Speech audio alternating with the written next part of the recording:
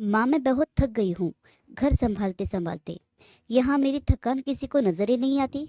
कुछ दिन आराम करना चाहती हूँ। सोच रही हूँ कि कुछ दिनों के लिए अपने मायके आ जाऊं। आते हुए अपने बच्चों को भी साथ ले आऊंगी। वे वहीं से स्कूल चले जाएंगे। आखिर एक ही शहर में ससुराल और मायका होने का कुछ तो फायदा मिले। नम्रता ने फोन पर अपनी माँ से कहा। पार्वती जी ने दूसरी तरफ से कहा, हाँ बेटा, जब तेरी इच्छा हो आ जाना। आखिर ये तेरा भी तो घर है। ठीक है माँ, तो मैं कल ही आ जाऊंगी। नम्रता खुश होकर बोली। हाँ बेटा, कल आ जाओ। मैं तुम्हारा इंतजार करूंगी। अभी मैं फोन रखती हूँ, मुझे भी कुछ काम है। पार्वती जी ने फोन रख दिया और सीधे किचन में चली गई। किचन में खाना बना रही बहू से बोली, अरे अनुपमा सुनो, कल तुम्हारी ननद आ रही है। आज बाजार जाकर फल सब्जी और मिठाइयाँ लेकर आना। बेचारी मेरी बेटी ससुराल में नौकरों की तरह काम करती है और उस पर कोई ध्यान ही नहीं देता। यह आएगी, कुछ दिन रहेगी तो उसका मन और तबीयत दोनों अच्छे रहेंगे। सास के मुंह से ऐसी बातें सुनकर अनुपमा का चेहरा उतर गया। वह मन ही मन सोचने लगी, काश आपको मेरी थकावट भी नजर आती। मैं भी दिन भर झाड़ू पोछा, बर्तन, खाना बनाना, मार्केट जाना और हर वो काम करती हूँ जिससे हमारे परिवार वालों को कोई दिक्कत ना हो।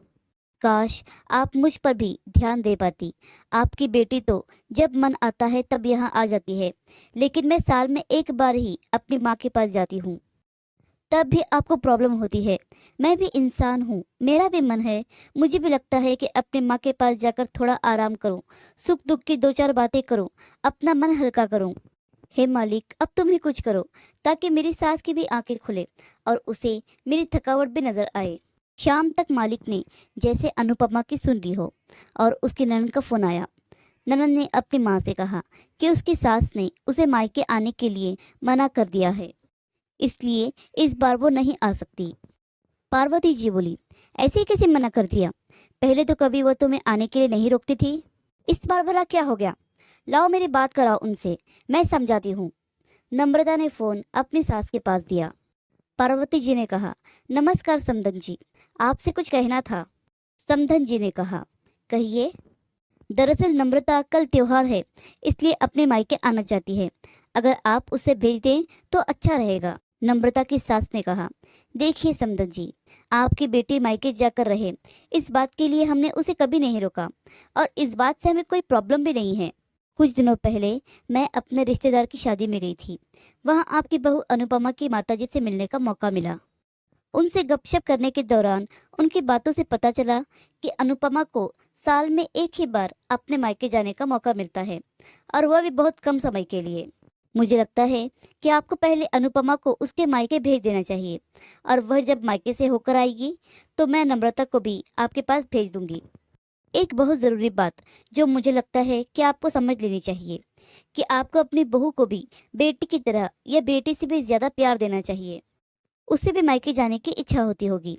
हो सकता है कि नम्रता के वहां आने से उसकी आवभगत करने के लिए आप उसे मायके नहीं भेजती होंगी, या फिर वह आपसे कुछ कहने से अभी डरती हो। अगर आप उसको घर में ही कैद रखोगी तो एक दिन ऐसा आएगा जब वह आपके खिलाफ बोलने लगेगी। फिर वह आपकी सुनेगी भी नहीं और जब चाहे तब अपने मायके जाएगी। ऐसी परिस्थिति आए, इससे अच्छा है कि आप ही कुछ बदलाव अमल में लाएं, जिससे आपका रिश्ता और रिश्ते की मिठास खराब ना हो। पार्वती को अपनी समधन की हर एक शब्द में सच्चाई नजर आई। उन्हें महसूस हुआ कि उन्होंने अपनी बेटी के प्यार में अंधे होकर कभी भी अपनी बहू के मन का विचार ही नहीं किया। उन्होंने हमेशा ही अपनी बेटी को अपनी बहू से ऊपर रखा। दूसरी तरफ नम्रता भी अपनी भाभी के बारे में हो रही इस बात को सुन रही थी। उसने भी रियलाइज किया कि वह कभी भी अपनी भाभी के साथ ठीक से बात ही नहीं करती और जब जब वह अपने मायके जाती है तो भाभी थोड़ी सी उदास रहती है। पार्वती जी ने अपनी बहू को बुलाया और उसे कहा कि अनुपमा, कुछ दिनों के लिए नम्रता नहीं आने वाली है, इसलिए पहले तुम अपने मायके होकर आओ। यह सुनते ही अनुपमा का चेहरा खिल गया, क्योंकि यह पहली बार हुआ था जब उसकी सास ने सामने से उसे अपने मायके जाने के लिए कहा था। अगले दिन अनुपमा अपने मायके गई और इस बार एक दो दिन के लिए नहीं, पूरे हफ्ते भर रहकर आई। अपने माँ बाप से, अपने रिश्तेदारों से मिलकर आई और जब वह लौटकर आई तो उसका चेहरा खिला हुआ था, उसकी आंखें चमक रही थी। अनुपमा के आने के बाद नम्रता भी अपने मायके आई और इस बार वो खुद सामने से अपनी भाभी से खुशी खुशी मिली और अच्छे से बात की। नम्रता ने अपनी माँ से बात करके उन्हें भी अच्छे से समझने में मदद की कि वह कहीं ना कहीं अनुपमा के साथ गलत व्यवहार कर रहे थे। दूसरी तरफ अनुपमा अपने ससुराल वालों के बदले रवैये से बहुत खुश थी और अब वह खुशी खुशी सबका ध्यान रखती और हर काम ध्यान से और प्यार से करती।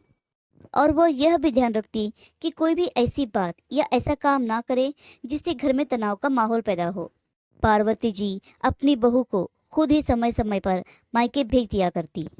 एक छोटे से बदलाव ने सास बहू और भाभी ननद के बीच की कड़वाहट को दूर कर दिया और रिश्ते को और भी ज़्यादा मीठा और मजबूत कर दिया। आशा करती हूँ कि कहानी आपको पसंद आई होगी। कहानी पसंद आई हो तो लाइक सब्सक्राइब और शेयर करना बिल्कुल भी ना भूलिए। और हाँ, बेल आइकन को ज़रूर प्रेस कीजिए।